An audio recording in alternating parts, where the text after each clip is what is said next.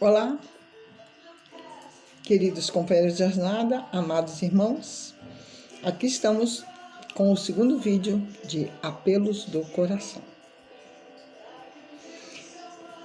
Um grande apelo do coração foi Madre Teresa de Calcutá, que durante toda a sua vida tentou tirar sua família daquele regime tirano na Albânia. Sofreu muito, foi um trauma muito grande na sua infância. Ela era de uma família rica e que de repente todos começaram a ter que trabalhar para se sustentar. Entrou para o convento aos 18 anos, atendendo aos apelos do coração. Mas foi numa viagem de trem que ela recebeu o apelo maior do seu coração para ajudar os mais miseráveis, viver com eles e entre eles. Pediu então para se afastar do convento e foi mal interpretada pela superiora, que disse que havia sido chamada por Jesus para fundar uma nova congregação de missionárias. Ela até adoeceu de ver que não acreditavam nela. Foi afastada por essa superiora para longe para que pudesse pensar melhor.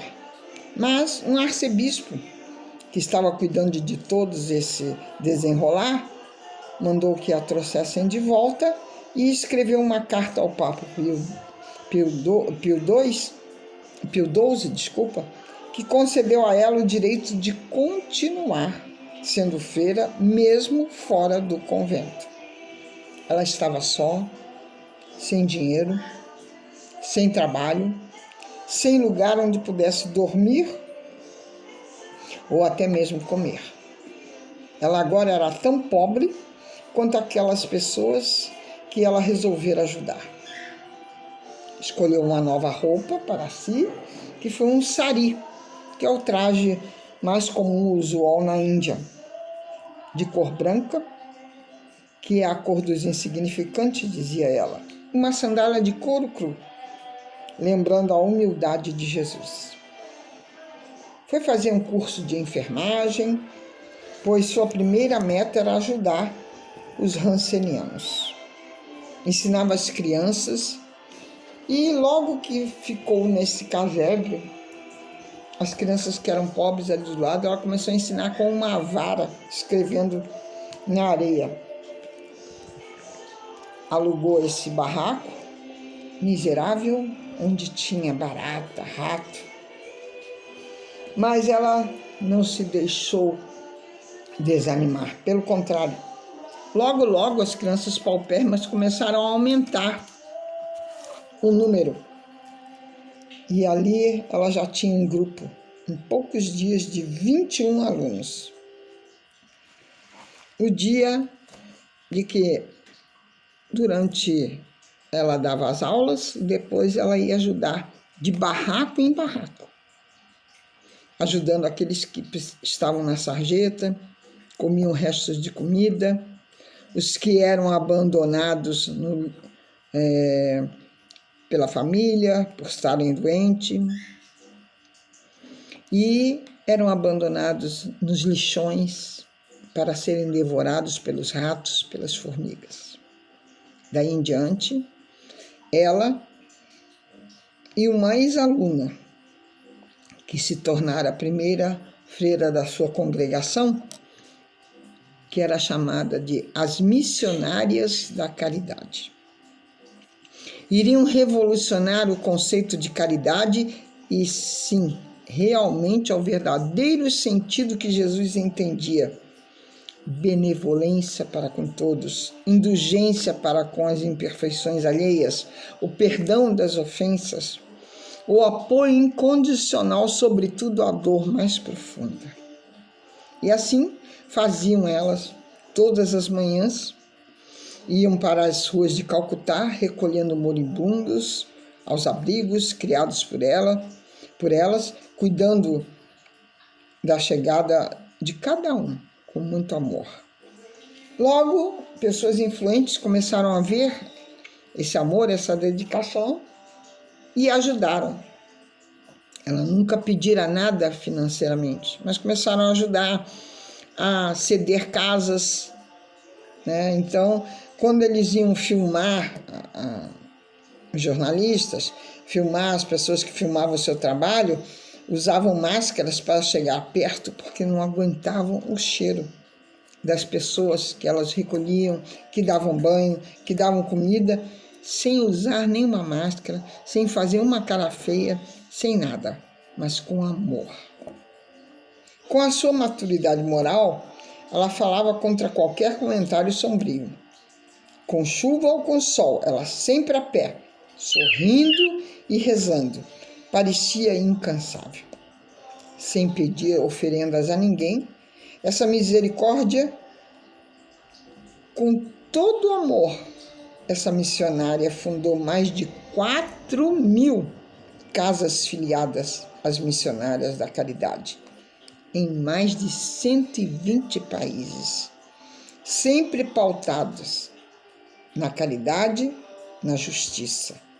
Essa obra de Madre Teresa de Calcutá, poderíamos dizer que é a caridade em movimento, imensa e sólida.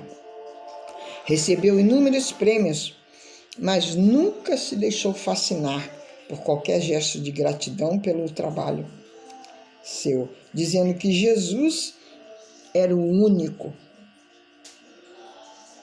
que poderia receber algum gesto de amor. E dizia as palavras que Jesus dizia: aquele que desejar ser meu discípulo, que renuncie a si mesmo, tome a sua cruz e me siga. E era isso que ela fazia, nos propondo a deixar as nossas mazelas, como o egoísmo, o orgulho, a intolerância, substituindo-as pelo amor, pelo desprendimento, pela tolerância. Ser valente, mas dócil, deve ser essa a nossa postura humana, vivenciando assim os ensinamentos do nosso Mestre Jesus. E a luz que Madre Teresa de Calcutá acendeu na Terra brilha tão intensamente que a simples lembrança do seu nome leva às lágrimas aqueles que a conheceram e por ela foram beneficiados. Agora podemos falar, assim, de um outro apelo do coração, uma lição de perseverança do nosso amado Paulo apóstolo, o apóstolo dos gentios. Foi criado e educado pela mais arrogante seita farisaica, chegando a se tornar um doutor da lei. Aos 30 anos, aguardando um cargo no Sinédrio, ocupado pelo seu velho amigo e mestre Gamaliel, ele era enamorado de uma jovem chamada Abigail. Dizia ele que era um terno coração de menina, dona dos mais belos predicados morais que uma filha da sua raça poderia ter. Inteligente, versada na lei, mas, sobretudo, dócil e carinhosa.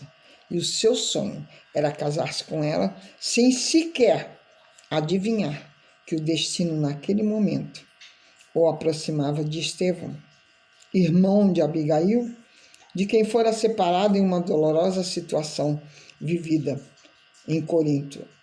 Estevão foi capturado como escravo e a família ficou muitos e muitos anos sem saber do seu paradeiro. A vida do nosso querido Paulo foi marcada pela presença de Estevão, a que foi a sua primeira vítima, pois ele era um grande arauto de Jesus. Estevão pregava muito bem quando foi libertado de escravo, conheceu a doutrina e se apaixonou pelos ensinamentos do Mestre. Era caridoso, ajudava a todos que sofriam e também iniciava inúmeros ouvintes na sua boa nova, tocando assim seus corações. Certa vez, ao ouvir uma pregação de Estevão, Paulo, para confirmar o que os outros haviam dito sobre ele, observou tudo e se surpreendeu diante da beleza e da lógica das palavras de Estevão. Porém, Paulo, resoluto, fiel, eram palavras de ofensa para ele. e ele teria que silenciar aquele ato indigno que ele achava, segundo a sua consciência. Mas Estevão acabou silenciando-se no debate, e Paulo, pautado nas palavras de Jesus, que sempre aconselhava seus discípulos a evitar contendas, debates, para que não pudesse disseminar, também o fez, seguindo o exemplo de Estevão.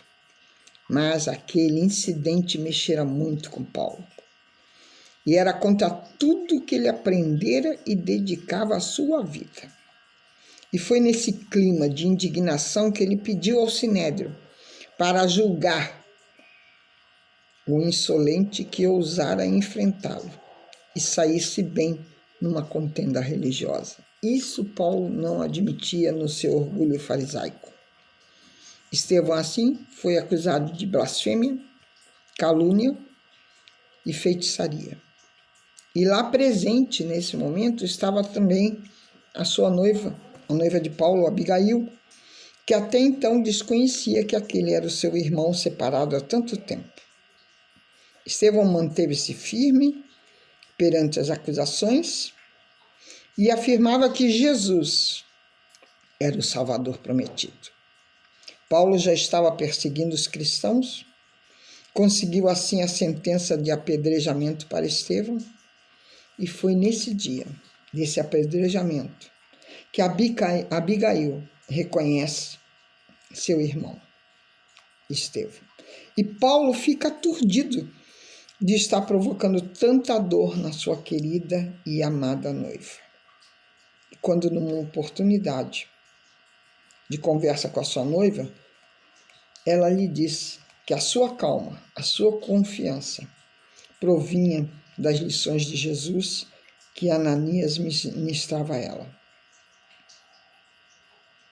Paulo fica desiludido, separa-se de sua noiva e continua no seu trabalho de perseguição aos cristãos.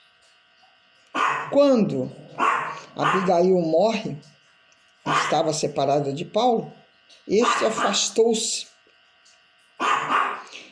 e acaba indo atrás de Ananias, a quem ele culpava por colocar a sua noiva contra os ensinamentos farisaicos.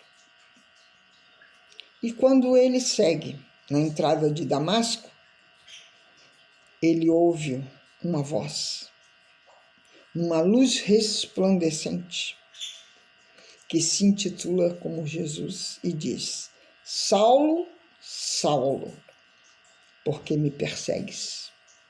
E ele pergunta: quem sois vós que fala assim? Eu sou Jesus. E a partir daquele instante, Paulo entra num choro convulsivo, que era Saulo ainda, e entendeu os relatos de Estevão e Abigail. E analisou em segundos a profundidade do seu erro e quanto a sua arrogância chegara. Porém, o olhar compassivo de Jesus lhe invadiu a alma e ele jurou entregar-se àquela causa até o dia da sua morte. Acabou ficando cego com aquela luz e, com muito esforço, ele, quase sem forças, perguntou: se o que quer, Senhor, o que queres que eu faça? Mostrando assim a sua entrega total a Jesus. E Jesus ordena que ele entre a cidade e procure Ananias, que acaba lhe restituindo assim a visão. Paulo passa dias numa estalagem, sem comer, sem dormir, sem nem beber água, mas refletindo sobre o que acontecera com ele na entrada de Damasco, sobre a sua, vamos dizer assim, admissão ao cristianismo. Mudou radicalmente.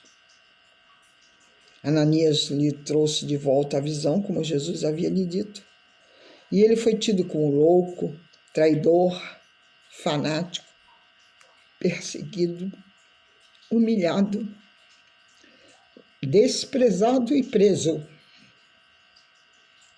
por defender sem medo a doutrina de Jesus. De grande perseguidor, ele passa a ser perseguido. Para se manter, trabalhava como tecelão, porque a lei judaica dizia que todos os pais teriam que dar a seus filhos um ofício. E o pai de Paulo, riquíssimo, deu a ele o ofício de tecelão. E nas horas vagas, ele fazia suas preleções, arrebanhando pessoas para o Mestre Jesus. Foi conhecer profundamente a doutrina de Jesus, esteve com Maria, com os seus discípulos, conhecendo tudo que Jesus dizia e ensinava. Fundou inúmeras igrejas por onde passava e, através das suas cartas, fortalecia a todos para que não desistissem dos seus objetivos. Foi o maior apóstolo dos gentios, porque tinha coragem e foi pregar fora daqueles que eram os judeus. Foi agredido também por esses judeus, tido como desertor, traidor, que pedia a morte ao infiel. Foi apedrejado tal qual fizera com Estevão. Mas apesar de tudo isso, ele não desistia. E a cada prisão conseguia liberdade, porque Jesus sabia que ele seria o seu grande apóstolo dos gentios e que arrebanhava pessoas como ninguém, com suas palavras. E sabia também que ainda não era o seu momento, e que ele precisava realmente trabalhar mais em nome de Jesus. Ao levar a mensagem evangélica, apesar das grandes barreiras que lhe opuseram, para uma grande parte do mundo, conhecido e habitado, foi um grande exemplo de perseverança. O apelo do coração, de ânimo forte, fez o bom combate, semeou no solo por onde passava as melhores sementes. Somos todos devedores da sua coragem, da sua fidelidade a Jesus. Somos todos devedores do seu amor para com a causa que ainda lutamos em defender devido à nossa imensa fragilidade. Que o seu exemplo possa vir a nos incentivar ao quinhão de honestidade sempre crescente e com o qual devemos tratar tudo e a todos à nossa volta. Paulo foi um exemplo de reforma íntima numa só vida. Transformou-se ao conhecer o nosso Mestre. Foi o apóstolo que mais fundou as igrejas e escreveu mais cartas, falando desse amor de Jesus, exemplificando, vivenciando na sua pele todas as dores, renunciando a si próprio, pois foi renegado até por seu próprio pai, para seguir Jesus. Que possamos ter esse apelo de Paulo, de Madre Teresa de Calcutá, em nossos corações, para que possamos nos dedicar realmente aos apelos do nosso coração, aos ensinamentos do nosso Mestre, seguindo o nosso Mestre em pensamento, em sentimento e em atitudes, vivenciando a sua doutrina, exemplificando a cada dia. Até o próximo vídeo. Fiquem na paz, fiquem com Deus, fiquem com Jesus.